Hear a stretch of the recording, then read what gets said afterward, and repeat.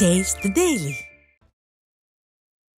அதிமுக பொதுச் செயலாளர் எடப்பாடி கே பழனிசாமியின் பிறந்த நாளை ஒட்டி நாமக்கல் மாவட்டம் மாணவரணி சார்பில் பள்ளிப்பாளையத்தில் உள்ள ஸ்ரீ சுப்பிரமணிய சுவாமி கோவிலில் சிறப்பு யாக பூஜை நடைபெற்றது. இதில் மாவட்ட கழக செயலாளரும் முன்னாள் அமைச்சருமான தங்கமணி சிறப்பு பூஜையில் கலந்து கொண்டு சாமி தரிசனம் செய்தார். மாவட்ட மாணவரணி செயலாளர் பொன்னுசாமி ஏற்பாட்டில் சிறப்பு தரிசனம் நடைபெற்றது. தொடர்ந்து ஆவரங்காடு பகுதியில் பள்ளிப்பாளையம் நகர கழகத்தின் சார்பில் நகர செயலாளர் வெள்ளியங்கிரி ஏற்பாட்டில் புரட்சித் தலைவர் எம்ஜிஆரின் திருவுருவ சிலைக்கு மாலை அணிவிக்கும் நிகழ்ச்சி நடைபெற்றது.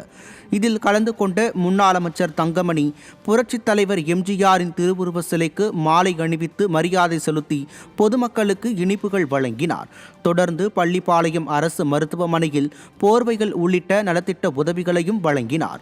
நிகழ்வுகளில் கழக நிர்வாகிகள் ஏராளமானோர் கலந்து கொண்டனர்.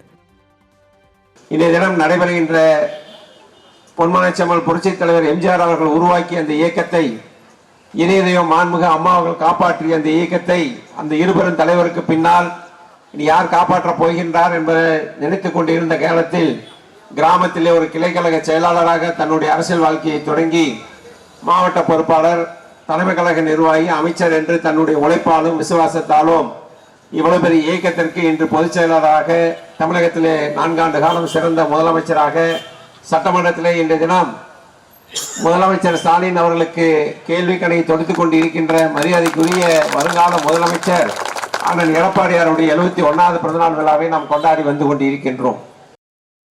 சென்னை வானகரத்தில் கழக பொதுச் செயலாளர் எடப்பாடி கே பழனிசாமி மீண்டும் முதல்வராக வேண்டி கிறிஸ்தவ தேவாலயத்தில் சிறப்பு கூட்டு பிரார்த்தனை நடைபெற்றது.